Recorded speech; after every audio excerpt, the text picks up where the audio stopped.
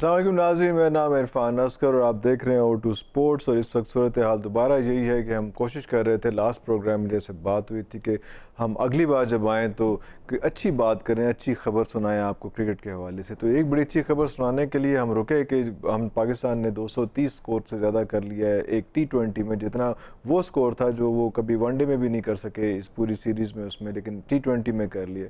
लेकिन कल उन्होंने दोबारा अपनी रवायात को बरकरार रखा और हमें दोबारा मौका दिया कि वही सारी कुछ बातें करें जो हम पहले कर रहे थे। यही बातें करने के लिए इस वक्त अली जाफ़र हैं हमारे साथ और साथ हैं हमारे हुमायूं नज़ीर। अली जाफ़र, अस्सलाम वालेकुम। जी वालेकुम सलाम इरफान साहब, बहुत बहुत शुक्रिया। अस्सलाम कैसे वालेकुम। हैं आप? ठीक ठीक ठाक हैं? हुमायूं, आप ठीक ठाक हैं? ए वन अल्हम्दुलिल्लाह। मैं भी बिल्कुल सही जी। हुमायूं, आप मौसम एंजॉय कर रहे हैं मेरे ख्याल। लाहौर का कैसा मौसम है इस वक्त वहाँ पे? सर अभी भी कोई बारिश थोड़ी सी होके हटी है और इसकी वजह से मुझे बाहर आना पड़ गया क्योंकि बिजली का जो कनेक्शन है वो इतना खास नहीं है, तो फिर मोबाइल इंटरनेट। अच्छा अच्छा, बाहर आपके टेरेस पे पिच की क्या सूरत हाल है? अच्छे हालात हैं? सर बैठ बिल्कुल ठीक है यार। अली, क्या हुआ यार कल? मुझे बताएं, शुरू से आखिर तक बताएं क्या हुआ है कल, परसों की इतनी अच्छी परफॉर्मेंस के बाद कल क्या हुआ? देखिए इरफान साहब, सबसे पहले तो मैं कहूँगा कि ऑनेस्टली उसी मोमेंट पे, जिस मोमेंट पे हमें पहले बॉल करना पड़ा, वहां पर मुझे फीलिंग आ गई थी कि गड़बड़ है। आई मीन देखिए, ये फैसला बॉल करने का मुझे इसलिए मैं कह रहा हूँ कि गड़बड़ महसूस हो गई थी बिकॉज पहली बात तो ये कि हम कोई बहुत अच्छी बैटिंग लाइनअप नहीं है। खा के हमने पिछले दिनों में, पिछले उसे एक दो दिन पहले ही हमने 234 या 236 पोस्ट किया। लेकिन बात यह है कि पाकिस्तान टीम को शुरू से हम कहते हैं कि कुछ कुछ जो है ना, हमारी सिमिलैरिटीज हैं वेस्ट इंडीज के साथ। वो ये हैं कि हम दोनों यूनिट्स जो हैं वो अनप्रिडिक्टेबल हैं, और हमारी स्पेशलिटी या हमारी पहचान भी यही है कि हम अनप्रिडिक्टेबल हैं, और हमने वही दिखाया है अभी तक इस सीरीज में। जहां तक ताल्लुक है पाकिस्तानी प्लेयर्स का, इसमें कोई शक नहीं है कि T20 के लिए एक अच्छा यूनिट है, एक अच्छी साइड है। लेकिन जब आप इंग्लैंड के खिलाफ खेल रहे हैं तो आपको ये देखना पड़ेगा कि आगे आप किसके खिलाफ खेल रहे हैं, और जिस टीम के खिलाफ खेल रहे हैं वो उनकी होम कंडीशंस में खेल रहे हैं। कीपिंग इन माइंड, इंग्लैंड जो है वो one of the finest units है इस वक्त। अगर आप शॉर्टर फॉर्मेट में देखें, चाहे वो T20 हो चाहे वो ODIs हो, जिस कदर खूबसूरत किस्म की उनकी बैटिंग लाइनअप है, बॉलिंग स्ट्रेंथ आप देख लें उनकी।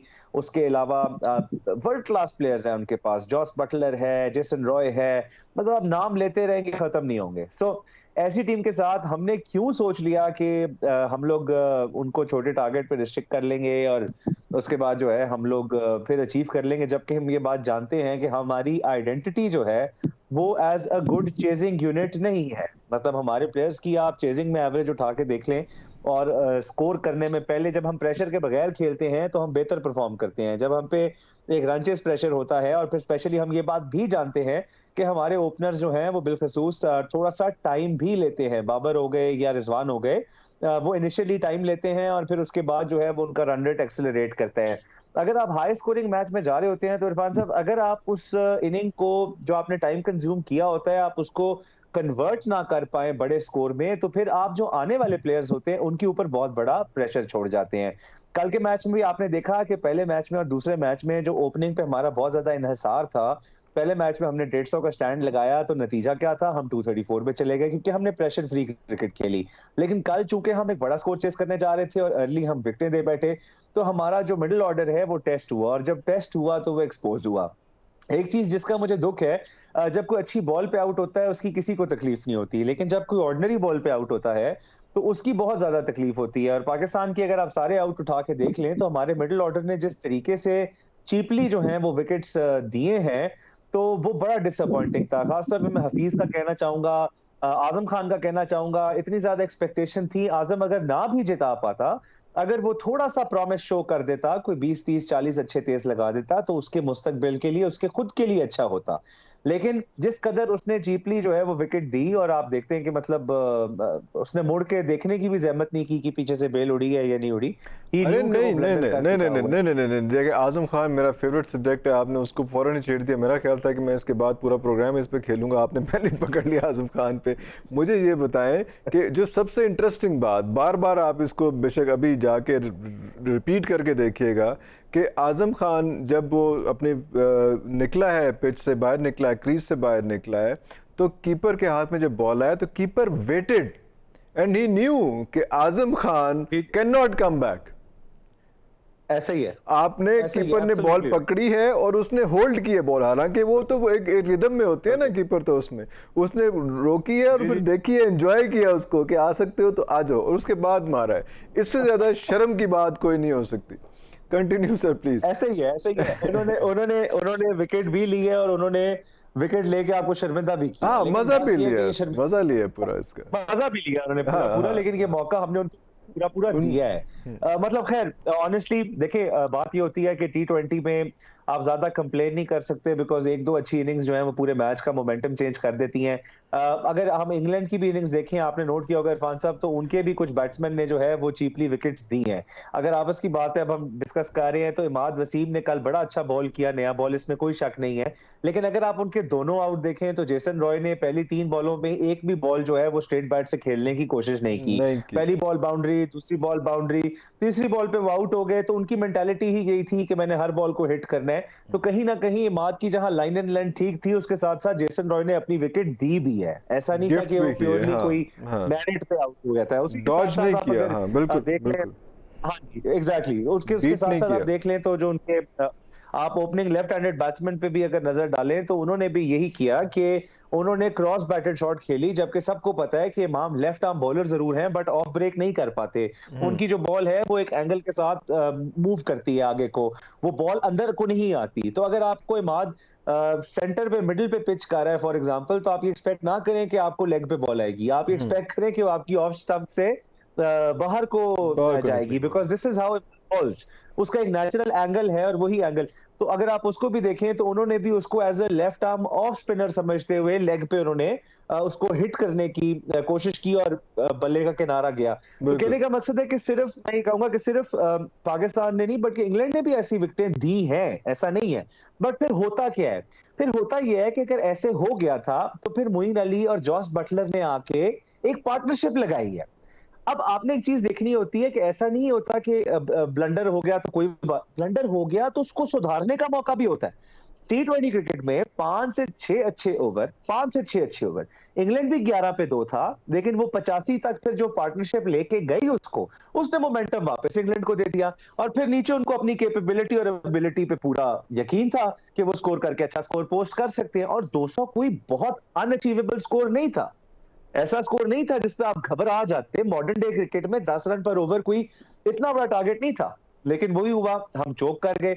मैं समझता हूं कि बहुत सी प्रॉब्लम्स हैं, बहुत सी फॉलीज हैं, वन बाय वन बात करेंगे इस पे, बट ओवरऑल हमने कुछ चीपली विकेट्स दी हैं। I don't know the reason क्या था, हमारे जेहन में क्या चल रहा था, बट हमने चीपली विकेट्स दी हैं। अच्छा हुमायूं, हमने देखा कि जब ओडीआईज कर रहे थे तो हमने बहुत शोर मचाया कि यार ये देखो ये बड़ी स्टूपिड सी टीम है, देखो ये कोई बी टियर या थर्ड टियर की जो टीम है जिसके साथ हमने पूरी सीरीज़ हार गए, वाइट वॉश हो गया। उसके बाद पहला ओडीआई आया तो हमने जो है वो 350 250 कितना 230 स्कोर हमने उसको मार दिया उसमें, और हमने कहा कि वाह वाह लुक एट अस, हम जो है वो मेन टीम के साथ हमने ये कर दिया।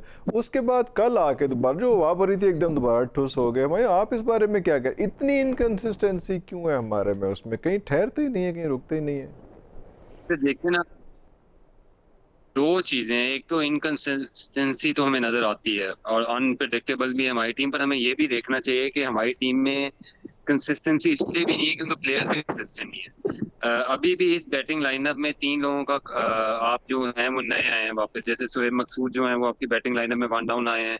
उसके बाद आप आजम खान को डेब्यू करा रहे हैं, इमाद वसीम ने कमबैक किया इस टीम में, और फखर जमान जो कि एक ओपनिंग बैट्समैन आप उनको मिडिल ऑर्डर में यूज कर रहे हैं।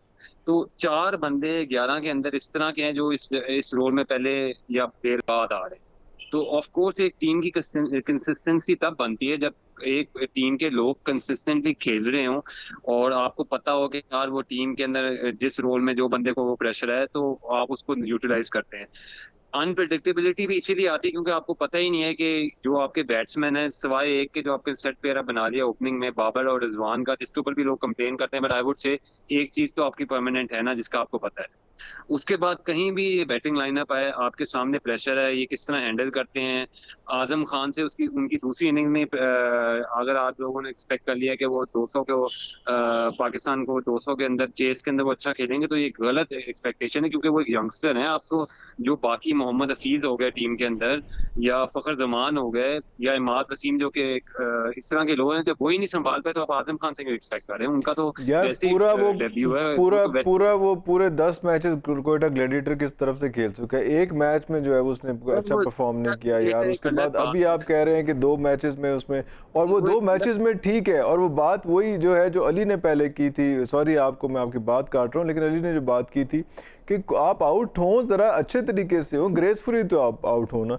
पहले आप घुटना रख के शॉट मारें, टीम सारी आपके अंडर प्रेशर है, आपको पहले ही आपको जो है वो आते हुए आपको सांस नहीं आ रही कि यार अंडर प्रेशर है और मैं आ रहा हूँ उसमें। कमेंटेटर्स आपके बात कर रहे हैं कि यार ये मोइन खान का बच्चा है, प्रेशर तो आपके पास पहले ही ऊपर इतना ज़्यादा हो गया उसमें, और उसके बाद आप आके रुक ही नहीं रहे। आपको समझा हुआ है कि मैं पता नहीं नहीं किस किस्म की आप मैं शॉटें आके मारूंगा उसमें। कौन सा मैच देख के मैं कहूँ कि यार ये मैच था जिसकी वजह से जो है आजम खान को रखा है उसमें? वो जो डोमेस्टिक में वो करके आया था वो उन मैचेस की बेस पे उसमें, तो आपने इनकंसिस्टेंट तो खुद ही कर दिया ना। जी जी। नहीं सर, आप मेरी बात नहीं सुन रहे। मेरा पॉइंट कोई और है, आप किसी और पॉइंट पे हैं। हम्म। मेरा पॉइंट ये है कि आप उनसे एक्सपेक्ट नहीं करते कि वो इंटरनेशनल टीम में डेब्यू करें, नो मैटर व्हाट वो खेल रहे हैं वो डेब्यू करें, और जी आपकी बाकी टीम के बंदे परफॉर्म करें, आजम खान ऐसे करें तो आप कहें ठीक है। आपने जो इस मिडिल ऑर्डर से बैट्समैन निकाले हैं, उन्होंने क्या किया है? जो आए हैं इनसे पहले खेल रहे थे वो क्या कर रहे थे? सब ऐसे ही कर रहे थे। चले, आजम खान की दूसरी इनिंग्स है, आप उन्हें 4-5 मैच दें। यही तो कहते हैं कि यही तो मसला आता है कि फिर आपकी इस टीम में अनस्टेबिलिटी क्यों आती है, क्योंकि हर बंदे पे ऐसे ही तनकीद होती रहती है, वो प्रेशर में आगे टीम से बाहर होता है, उसके बाद नया बंदा आ जाता है। एक बंदे को बैक करें। आजम खान की शॉट जैसे मर्जी थे, पर पहले मैच में तो उन्होंने अच्छा खेला ना। पहले मैच में भी आप देखेंगे जो उनको चांसेस जितना भी कम मिले पर सही खेले। यार दूसरी बॉल पे वो छक्का उसका, दूसरी बॉल पे फुल टॉस बॉल पे छक्का बनता था, फुल टॉस बॉल पे तो जो है ना एक वो भी मार देता है, एक जो 12th मैन है वो भी छक्का मार देता है, जो इसने आजम ने नहीं मारा था। खैर आप मेरा पॉइंट नहीं समझ। मैं आप पॉइंट ये रेस कर रहा हूँ कि नहीं आपका आर्गुमेंट ये नहीं आजम खान किस तरह खेलें क्योंकि वो हाँ डेब्यू करें, उनको अभी बाकी लोगों ने क्या किया। मेरा तो पॉइंट ये है, आजम खान तो छोड़ें, जो कि यहाँ 10-10 साल से टीम में खेले, उन्होंने क्या किया? आप उनको तनकीद करें ना। नहीं आजम उस खान पे का भी क्या ताल्लुक है? एक आजम खान की वजह से तो नहीं मैच आ रहे ना। आजम खान एक डेब्यू, आप मैं इसलिए आप बाकियों की तनकीद करें ना कि कैसे फखर जमान आउट हुए, कैसे सोहेब मकसूद आउट हुए, कैसे मोहम्मद हफीज आउट हुए, कैसे इमाद वसीम आउट हुए।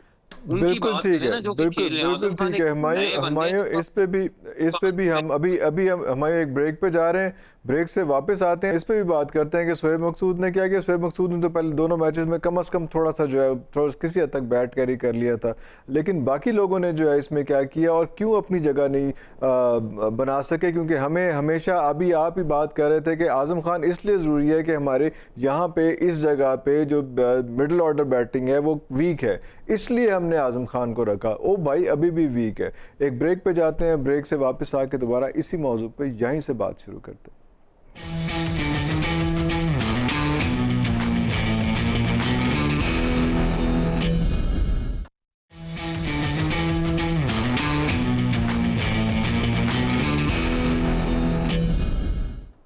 जी वेलकम बैक नाजरीन, और अली जाफ़र और हुमायूं के साथ जो है अभी अली मेहदी ने भी हमें ज्वाइन किया। अली मेहदी बहुत शुक्रिया, लेकिन आपको थोड़ा सा इंतज़ार करना पड़ेगा क्योंकि इससे पहले मिडिल ऑर्डर पे बहुत लंबी बहस हो रही थी हमारी हुमायूं के साथ, और उनके पास अभी भी मेरे ख्याल बहुत कुछ है कहने के लिए। मैं उस स्टार का नाम नहीं लूँगा जो फ्यूचर स्टार है उसके बारे में, लेकिन आप कुछ बताना चाह रहे थे हुमायूं? जी सर, मैं खाली एक पॉइंट यहाँ क्लियर करना चाह रहा था कि जो वो कल शॉट मार के आउट हुए, of course it's not a good shot, और उस टाइम पे उनको उस तरह नहीं खेलना चाहिए था। मेरा खाली पॉइंट ये नहीं था कि मेरा पॉइंट खाली कौन शॉट मार के आउट हुए? शॉट तो लगी नहीं उनसे।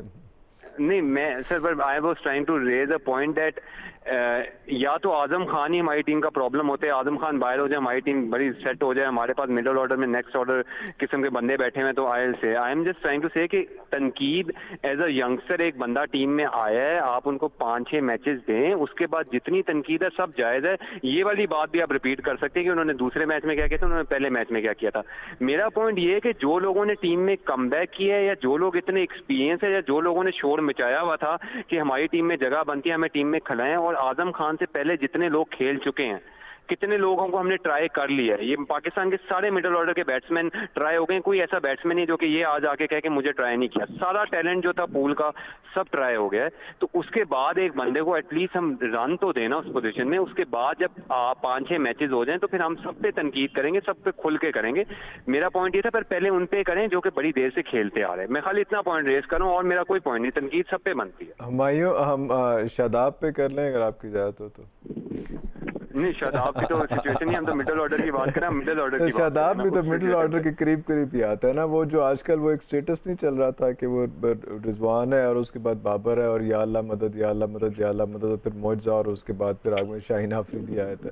तो इस तरह की टीम तो ना बने हमारी। तो शादाब तो कल परफॉर्म भी तो कर गए ना, इसलिए हम उनसे वैसे भी नहीं बात कर सकते। हालांकि तनकीद थी। हाँ, अली मेहदी आपने ज्वाइन किया अभी, आप क्या कहना चाहेंगे इस बारे में, मिडिल ऑर्डर के बारे में, पाकिस्तान के मिडिल ऑर्डर के बारे में? मैं तो सिर्फ यही कहूंगा कि हमारा मिडिल ऑर्डर काफी सीरीज से पहले ही यही बात थी कि बहुत हमारी वीक है मिडिल ऑर्डर। मिडिल ऑर्डर को आप देखते हैं तो फिर काफी फिक्रमंद होते। प्रॉब्लम हमारी ये, हम इतनी वेटेज देते हैं हमारी टॉप ऑर्डर को, इतना डिपेंडेंसी हमारे रिजवान पे और साथ में बाबर के, कि मिडिल ऑर्डर जब आती है तो अगर वो अच्छा प्लेटफॉर्म दे देते ठीक है वो कंटिन्यू करते हैं, लेकिन अगर नहीं परफॉर्म कर सकते जिस तरह कल है तो फिर हमारी मिडिल ऑर्डर फॉल्टर कर लेती है जिस तरह कल हुआ। मिडिल ऑर्डर में वो ये हमारे प्रॉब्लम है कि देखो कोई जिसको कहते हैं कि हफीज या एक्सपीरियंस, उसके अलावा इतना हमारे इतने एक्सपीरियंस नहीं थी। कि फखर ने भी फोन किया था फर्स्ट T20 में, लेकिन कल जो था हमारी टीम बिल्कुल ही नहीं चल पाई थी। वो क्यों नहीं चल पाई थी? क्योंकि वो स्पिन ही नहीं रीड कर सके। आधे प्लेयर्स हमारे स्टंप हो रहे थे, मतलब नीचे आ रहे थे, उनको कुछ समझ नहीं आ रही। और ठीक है, मैं आपकी बात सुन रहा था आजम खान के बारे में और मिडिल ऑर्डर के बारे में, लेकिन देखो दूसरे प्लेयर्स को भी परफॉर्म करना चाहिए था।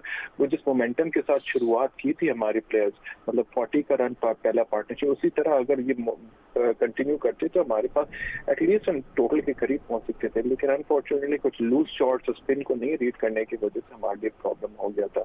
और ठीक है, अभी मैं बात सुन रहा था आपके दूसरे गेस्ट के कि आजम खान जो है उसको अपॉर्चुनिटी देनी चाहिए। बिल्कुल मैं मानता हूँ 5-6 गेम्स उसको दें, लेकिन मेरा अभी भी ये ख्याल है कि वो फ्यूचर स्टार है, वो इंशाल्लाह परफॉर्म करेगा, लेकिन this was not the time to actually blood है। लेकिन अब हमने अब अपॉर्चुनिटी दे दी, अब उसको अब खिलाएं, तीसरा मैच भी खिलाएं, और जहाँ में वेस्ट इंडीज में भी खिलाने उसको मिल मौका दे, क्योंकि अब आप प्रिपेयर कर रहे हैं world T20 championship, world T20 के लिए। तो आगे जाके मैं सिर्फ यही कहूंगा कि देखें हमारे ओपनर्स के अलावा मिडिल ऑर्डर ने परफॉर्म करना है, वरना इसी तरह हम बस मैचेस हारते रहेंगे on the basis of our batting. Ali Jafar, देखिए जी, मैं सिर्फ एक सिंपल सा मेरा स्टांस था। मैं हमायूं की सारी बातों से इत्तेफाक करता हूँ, मेरा बड़े प्यारे भाई हैं। बट बात ये है कि जब हम ये बात करते हैं कि जी 4 फैक्टर्स चेंज लाए, हम 4 फैक्टर्स थे, फखर को नीचे लाए, हम मिसाले ओपनिंग के साथ हमने एक्सपेरिमेंट नहीं किया, हमने फ्रेश बैट्समैन इंट्रोड्यूस किए, हमने आजम को डेब्यू कराया, हमने सुहेब को, तो मैं ये सिर्फ इस कश्मकश में हूँ कि क्या ये सारे के सारे प्रॉब्लम्स सिर्फ हमारे लिए होते हैं, या ये उन लोगों के लिए भी होते हैं जिनको 3 दिन पहले पता भी नहीं था कि वो इंग्लैंड के स्क्वाड का हिस्सा होंगे, और वो सारे लड़के इकट्ठे करके आपने हमारे खिलाफ उतार दिए और वो हमसे फिर भी मैच जीत गए। ना सिर्फ मैच जीत गए, वो हमसे सीरीज जीत गए। ना सिर्फ हमसे सीरीज जीत गए, वो हमसे वाइट वॉश करके हमें वो सीरीज जीत गए। तो कहने का मकसद है कि वो जब ये चीज इंग्लैंड को समझ आती है कि वो एक प्रोफेशनल क्रिकेटर है, एक प्रोफेशनल क्रिकेटर को कभी भी बुला के कभी भी कहा जा सकता है कि तुमने खेलना है, और कभी भी कहा जा सकता है कि तुमने इस स्पॉट पे खेलना है, तो हमें इन एक्सक्यूजेस को नहीं ढूंढना चाहिए कि मुझे मेरी पोजीशन नहीं मिली, या मैं ऊपर डिजर्व करता था, मैं नीचे। भाई जिधर पोजीशन मिली है उस रोल में डिजर्व करते थे, उस रोल में डिलीवर करो। अगर तुम्हें छठे नंबर पे खिलाया गया 7 बॉलें मिली हैं तो 7 बॉलों पे 20 लगा के दो। अगर तुम्हें पहले नंबर फर्स्ट मतलब वन डाउन खिलाया जा रहा है, तीसरे नंबर पे खिलाया जा रहा है, टॉप ऑर्डर आउट हो गया तो 110 के स्ट्राइक रेट 120 के स्ट्राइक रेट से 30 लगा के दो। वक्त की जरूरत के हिसाब से परफॉर्मेंस रिक्वायर्ड होती है, यही एक प्रोफेशनल क्रिकेटर का तकाजा होता है और यही उससे मीट करना होता है। अगर इंग्लिश पूरी टीम चेंज हो सकती है और एक बंदा उंगली की इंजरी से जो कि सीरीज में भी नहीं था उसको कहा जा सकता है कि तुमने आके इन मिक्स्ड प्लेयर्स की जो क़ियादत करनी है और फिर वो हमें वाइट वॉश कर सकती है, तो हमें ये एक्सक्यूज नहीं लेना चाहिए कि किसको किसकी पोजीशन मिली, किसने कहां खेला कहां नहीं खेला। एक बात ये हो गई। दूसरी बात ये है कि कोई शक व शुबात नहीं है आजम खान की एबिलिटी पे, कोई शक व शुबात नहीं है आजम खान की कैपेबिलिटी पे। मैं आपको जेन्युइनली ये बात कर रहा हूं कि he is one for the future. मेरा ये मानना है कि वो पाकिस्तान का मुस्तकबिल है, उसको अच्छे तरीके से ग्रूम करना चाहिए, उसको हमें वैल्यू करना चाहिए, उसको हमें मजीद बेहतर बनाना चाहिए। लेकिन क्या this was the right time to introduce him? और आपने इंट्रोड्यूस किया है बाबर आजम को, इसको अपना आजम खान को इंग्लैंड की सीरीज में जाके, जहां पर इतनी तेज विकेटें हैं, जहां पर वर्ल्ड की बहुत क्वालिटी साइड को वो फेस कर रहा है, क्या ये उसके साथ ठीक है? हम सिर्फ यकतरफा क्रिटिसिज्म इस चीज का नहीं है कि वो परफॉर्म नहीं कर रहा, वो इस चीज का भी है कि क्या उसको इस टाइम पे खिलाना राइट कॉल है? मेरी नजर में इस टाइम पे इसको खिलाना राइट कॉल नहीं है। ये मेरा एक जाती ओपिनियन है, इसमें किसी का जरूरी नहीं है कि वो एग्री करे। लेकिन बात जो थी बेसिकली प्राइमरीली वो ये थी।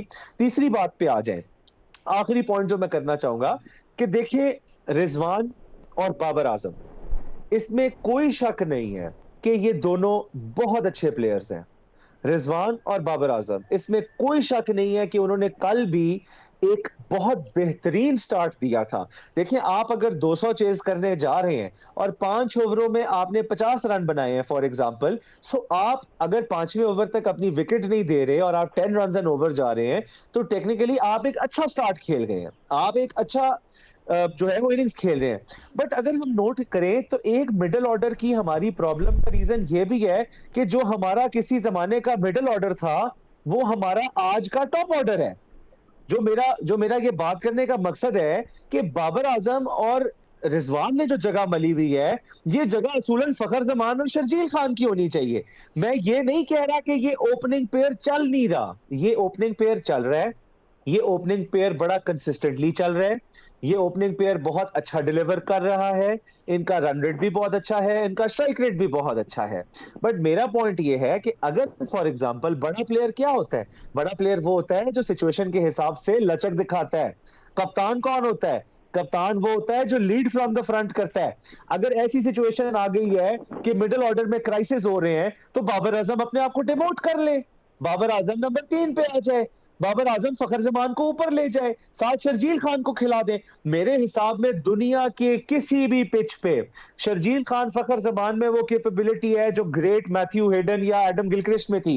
मैं आपको बताऊं ऑनेस्टली, अगर इनको भी कंसिस्टेंटली लेके चला जाए, अगर इस T20 की जोड़ी को थोड़ा सा मौका दिया जाए, 1-2 इनिंग्स फेल होने की इजाजत दी जाए, तो ये दोनों players followed by Babar Azam, followed by Rizwan, followed by Hafeez coming down, और फिर आप लोअर एंड में बिल्कुल आपके पास आजम खान भी ऑप्शन है या शादाब चले, आप कैरी कर रहे हैं तो जरूर करें।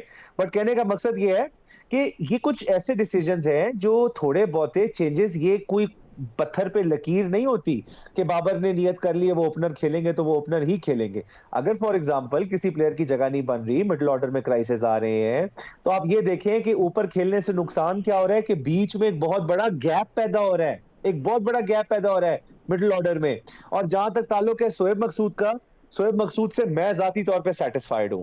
मैं शोएब मकसूद से मुझे कोई गिला नहीं है, बिकॉज साल के बाद एक बंदा कमबैक करे और उसके पास सॉलिड परफॉर्मेंस है, उस कमबैक को जस्टिफाई करने के लिए। वो T20 का ही परफॉर्मर था, PSL भी T20 फॉर्मेट की है और वो T20 में अच्छा डिलीवर कर रहा है, उसको मौका ही उतना मिला है। वो अच्छी बात थी कि पहले मैच में पाकिस्तान के ओपनर्स इतना लंबा खेल गए। आगे देखेंगे शोएब मकसूद कैसा परफॉर्म करता है, बट जितनी हिटिंग उसने की है उसने बड़ी क्लीन हिटिंग की है और मुझे लगता है वो कैरी होना चाहिए। और फाइनल नोट पे मैं ये कहूंगा कि मेरे सारे काबिल एहतराम भाई हैं, बाबर ये अपना Azam Khan is definitely one for the future. Babar ये अपना आजम खान जो है वो पाकिस्तान का मुस्तकबिल है, बट क्या इस वक्त खिला के कहीं बाबर आजम, इसका यार बाबर मुंह पे आ जाता है, आजम खान के साथ ज्यादती तो नहीं कर रहे आप? आजम के साथ एग्जैक्टली इतनी टफ कंडीशंस में उसको खिला के कहीं आप उसको खराब तो नहीं कर रहे, ये चीज भी हमने देखनी होगी। मैं एग्जांपल देता था कि मोहम्मद इरफान जो है, आपको याद होगा इरफान साहब, मोहम्मद इरफान जो है 2009-10 में डेब्यू किया और 15 में आके पाकिस्तान का मेजर प्लेयर बना, वो 16 में आके 15 में, यानी 4-5 साल लग गए डेब्यू करने के बाद। उसके बीच में कुछ अर्सा बिल्कुल गायब हो गए, डोमेस्टिक में गए, रनों के अपना विकेटें ली, एक प्रॉपर एक बॉलर उभर के आए, मैच्योर होके आए, और फिर आगे पाकिस्तान के लिए 3 साल बड़े अच्छे बॉलर साबित हुए। तो जरूरी नहीं है कि हर पोटेंशियल वाला प्लेयर इंटरनेशनल लेवल पर डिलीवर करे, इतनी टफ कंडीशंस में कई दफा उसको ये मौका बैकफायर भी कर सकता है। मुझे यही बैकफायर का ही डर है, क्योंकि आज़म खान का जितना मीडिया ट्रायल इस वक्त हो जाता है गाए बगाए, तो मुझे लगता है कि जैसा उमर अकमल मीडिया ट्रायल की वजह से बिल्कुल ही एक लॉस्ट हो गया और सारा कुछ, इतना वर्ल्ड क्लास प्लेयर जो है वो हमने ज़ाया कर दिया इतनी उस पर बैशिंग कर करके। तो ये डर लगता है मुझ समेत आज़म खान से कि यार इतना मीडिया ट्रायल जब होगा, लेकिन वो आप उसको फिर मार्जिन दे रहे हैं ना। कल जैसा से मैंने दोबारा जिक्र करूंगा कि कमेंटेटर्स भी जो कह रहे थे कि ये आज़म खान जो लड़का है ना, ये मोइन खान का जो ना बेटा है। अब वो मतलब एक इतना ज़्यादा वेट लेने के बाद इसलिए उस पर हम ज़्यादा बहस करते हैं। एग्जैक्टली वही वाली बात है कि यार किसी तरह से इसको थोड़ा सा बचा लें, इसको अभी जो है वो बिल्कुल वेस्ट ना कर दें। अभी इसकी पूरा कैरियर, पूरी लाइफ पड़ी हुई है, लेकिन हम उसको इतनी तेज़ हवा के झोंकों में आगे ला के उसका बेड़ा गर्क ना कर दें। अली मेहदी, आप इस बारे में क्या कहेंगे? नहीं, मैं बिल्कुल आपके साथ एग्री करूंगा। देखें, आजम खान की अगर बात की जाए, दूसरा मेरे भाइयों ने अभी कहा है और आपने भी कहा है कि देखें जो आजम खान है वो फ्यूचर है, आपका मुस्तकबिल है, उसका बहुत बहुत मतलब कह सकते हैं कि ब्राइट फ्यूचर है उसका, लेकिन इसको अभी लाना बहुत गलत बात है। आप अगर इसको लाते तो home series against South Africa ला सकते थे, जब हमने लाहौर में खेला था उस वक्त एक अपॉर्चुनिटी दे सकते थे, पहले भी आप अपॉर्चुनिटी दे सकते। लेकिन अगर आप रीसेंट पीएसएल परफॉर्मेंस देखिए तो आजम खान ने नहीं इस साल परफॉर्म किया।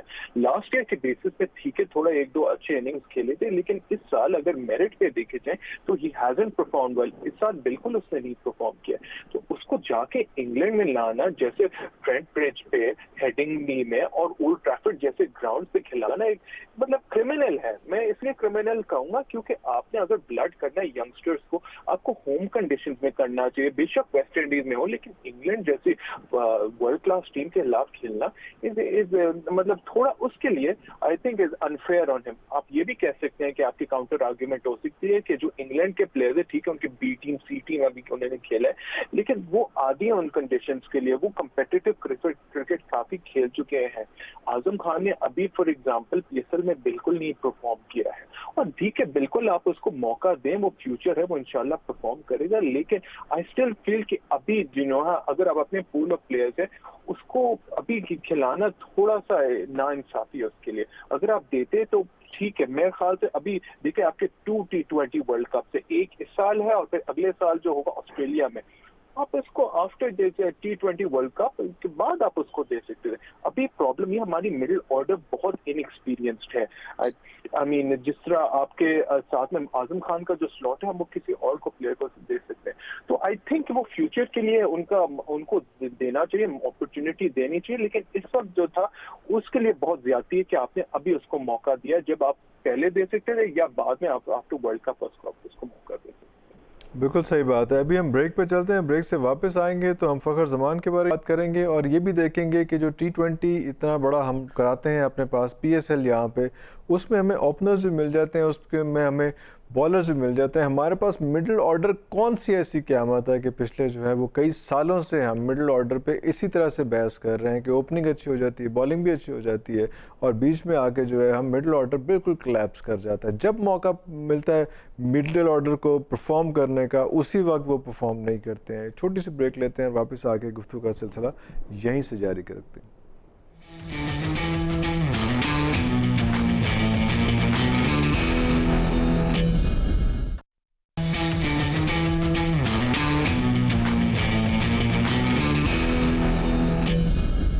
जी वेलकम बैक नाज़रीन, और हमारे साथ अली मेहदी भी हैं और अली जाफ़र भी हैं और हुमायूं नज़ीर भी हैं। हुमायूं, आपसे मैं ये पूछना चाहूँगा कि हम मिडिल ऑर्डर की जब बात करते हैं तो उसमें हमें ये लगता है कि वो जानबूझ के लगता है कि आउट हो रहे होते हैं। जैसे फ़खर जमान का आपने देखा कि वो किस तरह से वो आगे गए, क्रीज छोड़ के कहाँ तक चले गए, इतनी आगे तक चले गए कि वापस आने का मार्जिन ही कोई नहीं था, और बगैर पिच को, बगैर बॉलर को रीड किए इतनी दूर तक जाना।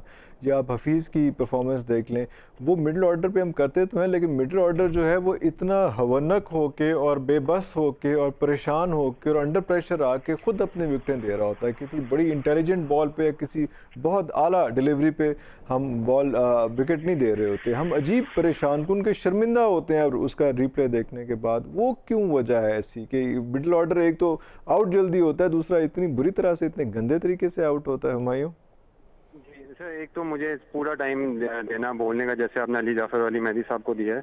मैं थोड़ी सी पुरानी चीज़ को वापस ला के फिर आपके सवाल की तरफ जाऊंगा। अली जाफर ने बड़ा अच्छा एक्सप्लेन किया है कि वो कहना क्या चाहे थे, पर उन्होंने जो बातें की हैं, मैं ये बताना चाह रहा हूँ कि जो मैंने मेंशन किया है और जो वो कह रहे हैं, उनमें दोनों चीज़ों में बहुत डिफरेंस है। मैं इसलिए ये बार बार रिपीट कर रहा हूँ। मैं कहना ये चाह रहा हूँ कि जैसे हमने पहले रिपीट किया है कि पाकिस्तान के मिडल ऑर्डर में चेंजेस, पहली बात है, आ क्यों रहे हैं, ये भी तो आप देखा जाए ना। और फिर चेंजेस हम कर क्यों रहे हैं? चेंजेस इसलिए करें क्योंकि हमने पिछले 2-3 साल में जितने लोगों को ट्राई किया है, उनमें से कोई भी उस जगह पे बैठ नहीं पा रहा। और मैं ये बात दोबारा रिपीट इसलिए कर रहा हूँ क्योंकि आपने सबको ट्राई कर लिया है, आपने सबको देख लिया है, आपने सबकी वहां पे परफॉर्मेंसेस देख ली हैं। सबसे बड़ा सवाल ये है कि अगर उस जगह पे आजम खान नहीं खेल रहे थे तो आप किसको खिलाना चाह रहे थे? आप आसिफ अली को खिलाना चाह रहे हैं, अब इफ्तिखार को खिलाना चाह रहे हैं, हैदर अली जो कि वैसे ही बाहर हो गए हैं, उसकी जगह सोहेब मकसूद हैं, आप उनको खिलाना चाह रहे थे, आप खुशदिल शाह को खिलाना चाह रहे थे, किसको खिलाना चाह रहे थे? आपने सबको ट्राई किया है और सबको अच्छे खासे रन मिले और उन्होंने उस जगह पे उसी तरह की मिस्टेक्स की हैं। तो जब आपने सबको ट्राई कर लिया तो आजम खान को आप इसलिए लाए हैं, वरना हाँ, अगर आपके पास एक सेट बैट्समैन होता तो ऑफ कोर्स कोई डेब्यू नहीं कराता आजम खान को इंग्लैंड के अंदर इतनी टफ सिचुएशन में। पर आपने डेब्यू इसलिए कराया क्योंकि आपने सबको ट्राई कर लिया है और आपको एक नया बंदे की वहां जरूरत है।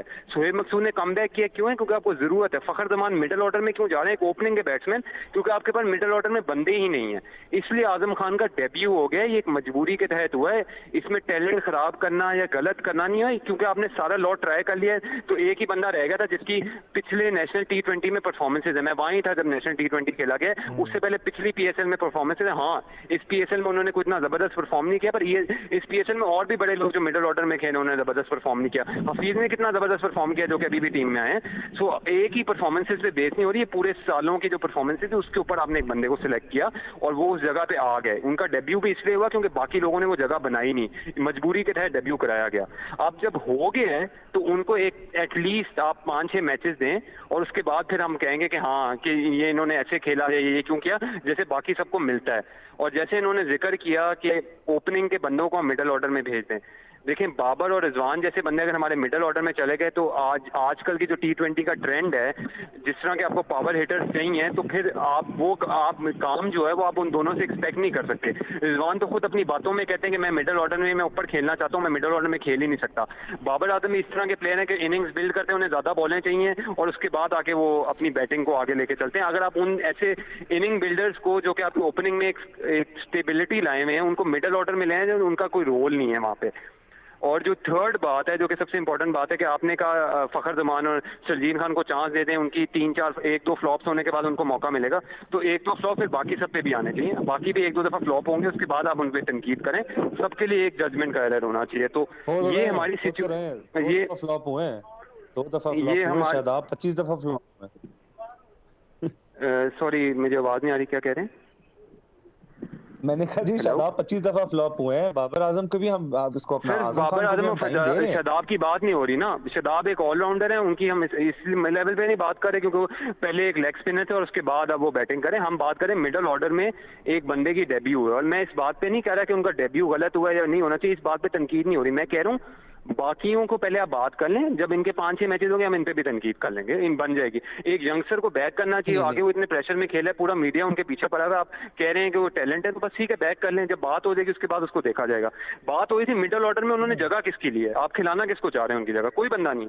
मुझे आप एक बंदा बता दें जो उनकी जगह अभी आना, मिडिल ऑर्डर में उनका खेलना बनता है, और आजम खान ने उनकी जगह ले ली और आजम खान ने गलत नाजायज जगह ली हुई, उन बंदों को खेलना चाहिए था। आप एक बंदा बता दें, सारे लोग तनकीद से होकर टीम से बाहर हुए हैं, एक बंदा आप मुझे बता दें जो टीम में था जिनको उनकी जगह होना चाहिए था। तो पॉइंट ये हो रहा है कि मिडिल ऑर्डर वैसे ही स्टैब्लिश हो रहा है, आपने सबको ट्राई किया, आप इन्हें भी ट्राई करेंगे, ये भी फ्लॉप हो गए, तो बस फिर आपके पास सारा ऐसे ही मिडिल ऑर्डर और आपके सामने सिचुएशन है। तो ये मेरा पॉइंट है सारा रेस करने के, हम सारा प्रेशर एक बंदे पे नहीं डाल सकते। अच्छा हमारे मैं एग्जैक्टली मैं यही बात कर रहा था कि क्यों मिडिल ऑर्डर नहीं चल रहा। हम इतने अरसे से स्ट्रगल कर रहे हैं, साल हो गए, लेकिन आज भी जो है हम उसी तरह स्ट्रगल कर रहे हैं। ओपनिंग फिर सेट होती है, बॉलर्स भी सेट हो ही जाते हैं उसमें, और मिडिल ऑर्डर को कौन सा ऐसा है कि पूरे पाकिस्तान के प्लेयर्स हमने ट्राई कर लिए वहां पे सेट नहीं हो रहा। मैं अगर आप मुझसे ये सवाल देंगे और मैं जल्दी से सम अप करूंगा, तो मुझे जो नजर आता है इस सारी सिचुएशन के बाद, क्योंकि मैंने भी काफी देर से कवर किया और अभी ये पिछला सीजन तो मैंने सारा कवर किया था, सबसे बड़ा जो मुझे प्रॉब्लम नजर आता है मिडिल ऑर्डर में, खासतौर में वनडे और T20 में, वो यही है कि हम एक प्लेयर को लाते हैं थोड़ी देर बाद और उसके बाद उस पर तनकीद शुरू हो जाती है एकदम से कि ये तो ऐसे है, ये तो इधर इस तरह आउट होते हैं। उसके बाद हम डर के मीडिया के प्रेशर से बाहर करके दूसरा प्लेयर ले आते हैं जो उस टाइम इन हुआ होता है। ऐसे हम शिफ्ट किए जा रहे हैं पिछले 2-3 साल से, और इस तरह हमारा ना मिडिल ऑर्डर बन पा रहा है, ना कोई स्टेबिलिटी आ पा रही है। मेरा पॉइंट ये है कि आप एक प्लेयर को रख लें, उसको 10-15 मैच दें पूरी तरह, और जितनी मर्जी तनकीद हो रही, जैसे मर्जी वो खेल रहा है, एक दफा स्टेबिलिटी लें और उसके बाद फिर डिसाइड कर लें कि हाँ भाई ये बाहर हो गया हमारे सर्किट से, अब एक नया बंदा आएगा, हम इसको इस पॉइंट पे ट्राई करेंगे। पूरी दुनिया की टीमों पे ऐसे ही होता है, 1-2 परफॉर्मेंस के बाद सारा हमारा मीडिया शोर में चलना शुरू होता है, ये तो किसी की पर्ची है, ये तो किसी के उस पे आए हैं, ये कोई इस तरह खेलते हैं, इनको इधर एग्रेसिव होना चाहिए। तो ये हम सारों का कलेक्टिव प्रॉब्लम है, हम लोगों के अंदर पेशेंस नहीं है। टीम बिल्ड होती है जब आप टाइम देंगे, और जब आप टाइम देंगे तो स्टेबिलिटी आएगी, और जब स्टेबिलिटी आएगी तो आपका मिडिल ऑर्डर बिल्ड होगा। आप पिछले 3 साल में निकाल के देख लें कितने चेंजेस किए हैं। आपने पाकिस्तान का हर मिडिल ऑर्डर बैट्समैन ट्राई कर लिया है, और इस वजह से आपका मिडिल ऑर्डर बनता ही नहीं। जो बैट्समैन आता है वो प्रेशर में होता है कि मैं अपनी जगह बनाऊं या मैं अपनी गेम खेलूं, और उसके बाद आपके सामने नतीजे होते हैं जो आपके सामने हैं, जो मुझे लगता है। Mehdi, do you agree? I do agree. I think it's a very valid point कि देखें आजम खान को एक मौका देना चाहिए, he should be given a good run। पर मेरा तो सिर्फ यही मौक़िफ़ था कि अभी जो है बहुत उसको जल्दी किया गया। ठीक है, I think it's a good point कि जो अभी हमारी भाई ने अभी बताया है कि जो हमारे जो दूसरे प्लेयर्स हैं उन्होंने मतलब नहीं परफॉर्म किया, जिसके बेसिस पे आजम खान को अपॉर्चुनिटी, ठीक है आप आजम खान को अपॉर्चुनिटी दें, लेकिन बात सीधी सी ये है कि is this the right time. हम ये कहना चाहिए कि राइट टाइम है इसको लाने के लिए या नहीं, लेकिन राइट टाइम है कुछ आर्ग्यू करेंगे कि है या कुछ नहीं। पर्सनली अगर मुझसे पूछा जाए, आई थिंक कि अभी इसको लाना इंग्लैंड के तौर पे बहुत टफ है। He is one for the future. उसने बहुत अच्छा परफॉर्म किया नेशनल T20 में और साथ में प्रीवियस PSL में, लेकिन इस वक्त जो लाना था वो थोड़ा डिफिकल्ट है। और दूसरी बात ये अगर देखा जाए तो आई जस्ट थिंक कि आपको जो दो ओपनर्स हैं बाबर आजम और साथ में जो रिजवान है, उनको आपको नहीं छेड़ना चाहिए, because they been performing extremely well, बहुत अच्छा परफॉर्म कर। और मिडिल ऑर्डर है वो ठीक है, वो उसमें आप काफी टिंकर कर रहे हैं, लेकिन एक वजह है क्योंकि कोई कंसिस्टेंसी नहीं है, काफी अरसे से नहीं कंसिस्टेंट परफॉर्म, कोई बड़े स्कोर्स ही ला रहे। अभी आप देखा जाए तो हफीज फखर वो भी उनका मिक्स बैग है, तो आपको उनको अपॉर्चुनिटी मौका देना पड़ेगा कि वो परफॉर्म कर चुके हैं। अब हम देखेंगे कि थर्ड मैच में कैसे परफॉर्म कर सकते हैं। प्रॉब्लम बात ये कि देखें जब आपकी टॉप ऑर्डर फेल होती है तो आपकी मिडिल ऑर्डर जो है उसको आप वेटेज लेनी चाहिए, उनको एक कोशिश करनी चाहिए परफॉर्म करने का। आप इनको एक रन दें, होपफुली ये परफॉर्म करेंगे, लेकिन एज ऑफ दिस मोमेंट अभी वो नहीं कर रहे, और जिसपे अगर आपकी यंगस्टर्स हैं उनको भी करना चाहिए। और आई थिंक गोइंग फॉरवर्ड आपका जो है शोएब मकसूद भी और साथ में जो आजम खान है वो इंशाल्लाह परफॉर्म करेंगे, लेकिन अभी देखना होगा कि अभी भी, और साथ में हमारे काफी वर्ल्ड T20 तक बहुत मैचेस हैं। वेस्ट इंडीज के साथ भी सीरीज है और फिर उसके साथ साथ भी इंग्लैंड के साथ भी और न्यूजीलैंड के साथ भी होगा, होम सीरीज होगा। तो गोइंग फॉरवर्ड हमें देखना होगा, आपको इनके साथ बैक करना चाहिए, इनको मौका दें, क्योंकि अब यही आपने सेलेक्ट कर दिया और इट्स टू क्लोज कि आप कोई चेंजेस कर सकते हैं, तो इनको मौका दें, होपफुली ये सीमेंट कर सकेंगे। हुमायूं, आपसे हम बॉलिंग के बारे में बताएं कि बॉलिंग में हमने मिस किया, जो एक हमारे प्लेयर हैं जिनका दोबारा पाँव में इंजरी आ गई है और मसला आ गया, उसमें दोनों मैचेस में हमने उनको मिस किया, उनकी बैटिंग और बॉलिंग। हसन अली, देखा जाए तो पहले मैच में तो हमारी बॉलिंग काफी अच्छी क्लिक की, हुसनैन उनकी जगह आए, उन्होंने बड़ी अच्छी बॉलिंग कराई। दूसरे मैच में भी हुसनैन ने काफी अच्छी बॉलिंग कराई, काफी अच्छी पेसी किस्म की बॉलिंग कराई। अगर आप देखें तो इन अ सेंस उनकी बैटिंग आपने जरूर मिस की, पर बॉलिंग के अंदर देखा जाए तो जिस तरह की बॉलिंग हो रही है, वो जिस तरह की पिचेज हैं, आई थिंक कोई भी बॉलिंग टीम, इवन कि इंग्लैंड की टीम भी, उन्हें पता है कि इन पिचेज में बॉलर्स के लिए काफ़ी ज़्यादा जो पिचेज और जो ग्राउंड की आपको पता है डायमेंशन है, उसके ऊपर बॉलर्स काफ़ी स्ट्रगल ही करेंगे और हायर स्कोरिंग मैच होगा। सो बॉलिंग का कॉम्बिनेशन फिर भी I would say didn't matter a lot. हमने पहले वनडे में देख भी लिया हमने कितनी अच्छी बॉलिंग कराई, हालांकि वो जो पिच थी वो बहुत ज़्यादा हाई स्कोरिंग पिच थी, फिर भी हमारे बॉलर ने कंटेन किया। इधर भी जो 200 था कंपैरेटिवली देखा जाए तो एक चेसेबल रन था, हमारी बैटिंग ही कोलैप्स की, बॉलिंग ने फिर भी अच्छा हमें जिसे कहते हैं कुछ हद तक स्टेबिलिटी दे दी थी। तो बॉलिंग तो आई डोंट थिंक इतना स्ट्रगल कर रही है, प्रॉब्लम इज बैटिंग, और ख़ास तौर पे हमारे जो बैटिंग की जो डीपनेस है उसके अंदर आके अगर हसन अली या फ़हीम अशरफ जैसे बैट्समैन आए और वो स्कोर करें तो और हमें एज मिल जाता है। हाँ, वो हम मिस करते हैं इन ऑलराउंडिंग फॉर्म। जी, मैं यही असल में बात करना चाह रहा था कि वो एक अजीब सी सिचुएशन थी कि ओपनर्स के बाद जो मिडल ऑर्डर क्लैप्स करता है तो उसके बाद भी हमारे पास एक दो प्लेयर्स ऐसे हैं जो बाद में अच्छा स्लॉगिंग कर लेते हैं। जैसे हसन अली पिछले दिनों बड़े अच्छे निकले और बड़ा अच्छा उन्होंने परफॉर्म किया, और इत्तफाकन इन दोनों मैचेस में उनकी बॉलिंग के साथ साथ हमने, मेरा ख्याल है कि उनकी बैटिंग को मिस किया। अली मेहदी, आपको इस बारे में क्या कहेंगे? मेरा ख्याल अगला तीसरा मैच भी वो नहीं खेल रहे शायद। आप सॉरी, सवाल रिपीट कर सकते हैं? मैं हसन अली के हवाले से बात कर रहा हूँ कि उनकी बॉलिंग को और बैटिंग को भी क्या हमने मिस किया इन दोनों मैचेस में? नहीं, बिल्कुल हमने मिस किया है। देखें, हसन अली जो है वो एक्चुअली जिस फॉर्म में है, मोस्ट कंसिस्टेंट अगर बॉलर देखा जाए, मोस्ट कंसिस्टेंट प्लेयर अगर देखा जाए 6 महीने में, तो वो हसन अली है। उसका एक अपवर्ड ट्रेंड है, उसने बहुत अच्छा परफॉर्म किया है पिछले 6 महीने में। इतना ऑलराउंडर हमारे पास कोई नहीं है जिसने अच्छा परफॉर्म किया, तो हमने बिल्कुल उसको मिस किया है। हसन अली की जो इंटेंसिटी है, साथ में हसन अली का जो फायर पावर है, एबिलिटी टू टेक विकेट्स, वो हमने काफी मिस किया था। उसकी बॉलिंग में हमने स्पेशली ये लास्ट मैच प्रूवन अब रन स्कोर, तो उसको हमने काफी मिस किया था अभी। और साथ साथ में यह है गोइंग फॉरवर्ड कि ये मैं ही कहूँगा कि ये थर्ड मैच में इसको बिल्कुल खिलाना चाहिए।